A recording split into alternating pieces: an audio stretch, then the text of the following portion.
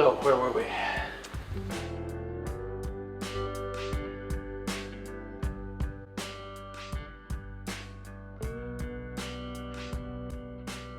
I was born in Posey County in Poseyville and knew I was going to be an artist from day one. Always did art in school.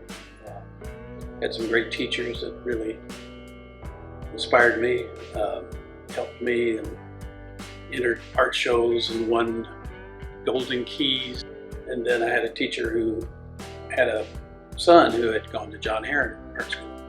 And so I got excited about that and applied and received a scholarship, half tuition scholarship, for the duration of being at John Herron for 5 years, which seems like a long time to be there and to get the undergraduate degree, but it all seemed to be perfect. It was great growing up in downtown Indianapolis at 16th and Pennsylvania, which is where the Herron high school is. They turned the art school into a high school. And fond memories. I drive by it all the time and think about those years there. It was great.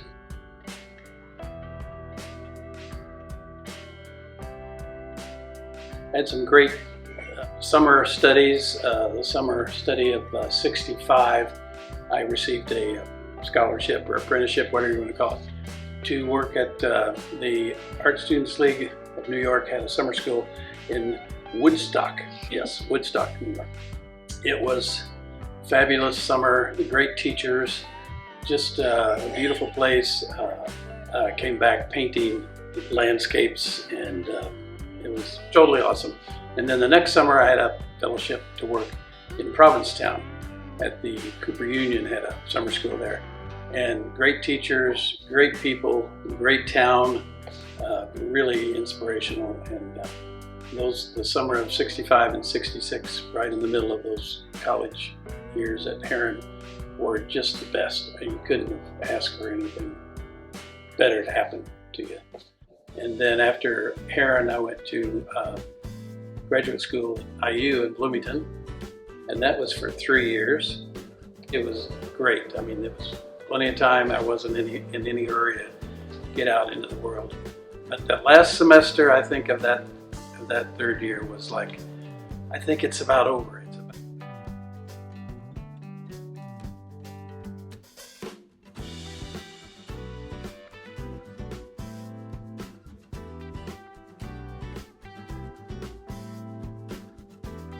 The Ferris building closed up shop for everybody, which was kind of a jolt after 12 years, and then moved into a building at Midland Art and Antiques, which had a huge garage building, and we divided it into 3 studios, and that's where I've been since 2000.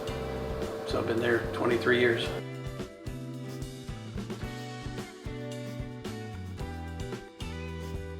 So many things happened in minimalism and realism and abstract expressionism was earlier than that, but I know when I was in school, it seemed like every year or two there was another ism or movement coming out of New York or wherever. I was impressed with Frank Stella and his large curved canvases, and I wanted to figure out how to make those, and so there's going to be some of those in the show of that period and it was more about the construction of the stretcher and then stretching the canvas and then what was going to be on the canvas.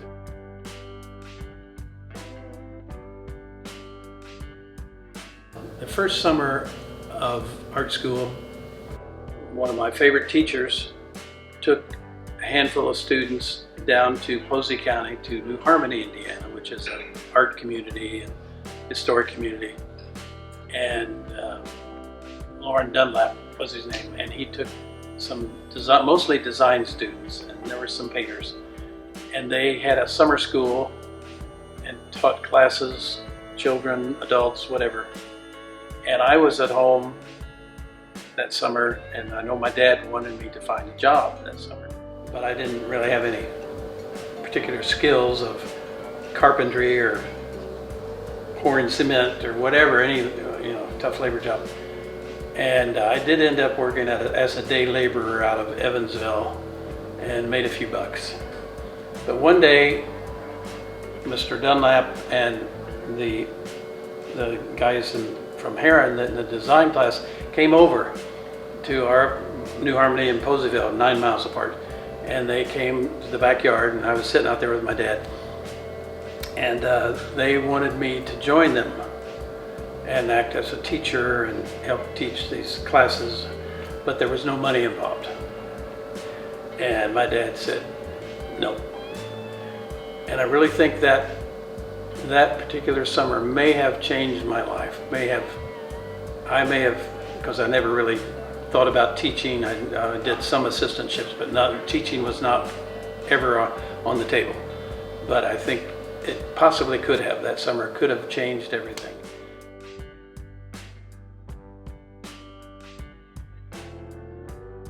I think it's taking whatever is in front of you, whatever is used every day, all of a sudden looking at that in a different way. One of the pieces I have in the show was pieces of wire that I take off of old art when I'm reframing up, putting on new frame, new wire. And for some reason I started keeping the wire, not thinking that I could maybe repurpose it, but so it grew into a huge box of used wire, and so I decided to make that a piece of art. The same way with the bottle caps and lids. I'm not sure when it started, other than it was the color. I think it was the color and the circle. The circle has been a design element that sort of has been cropping up a lot. And the lids most of them are circular. The one comment that I wrote about this piece in the show that it was in was that in studying past civilizations, we learn more about what they throw away and their trash than things that they keep.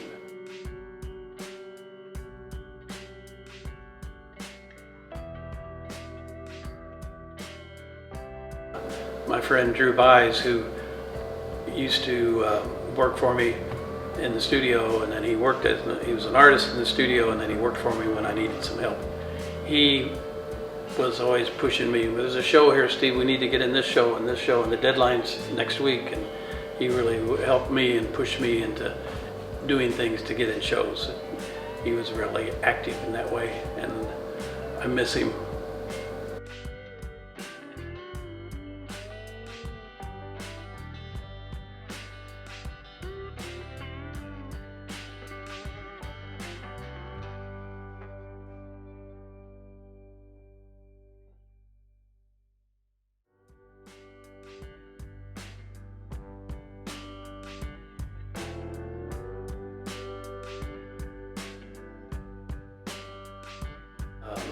I used to, I'm just a picker and a gatherer and a whatever. I see things and you don't know how you're going to use it, but you might use it.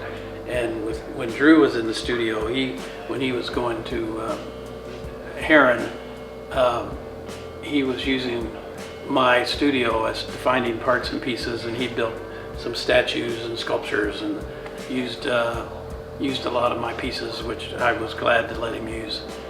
But I'm still driving down the road and I'll see something shiny on the side of the road, like a hubcap or a piece of a fender or a piece of something that makes me think of something. You don't know what it's going to be used for, but you want to have it around just in case you finish that connection, that it may get used and it may not get used.